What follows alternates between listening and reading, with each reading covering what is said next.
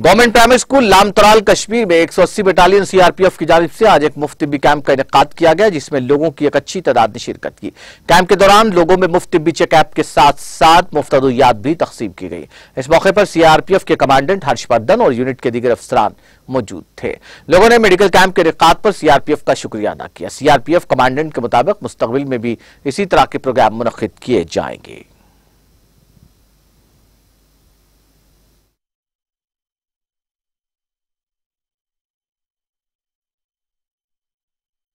का एक हिस्सा है। हम लोग कोशिश करते हैं कि यहाँ के लोगों के साथ जुड़े और सरकार की जो भी स्कीम है, वेलफेयर स्कीम, बहुत सारी स्कीम है, हम लोग सरकार का हिस्सा है। उसके तहत हम सरकार के जो अच्छे स्कीम्स हैं इसके बारे में लोगों को बताते हैं।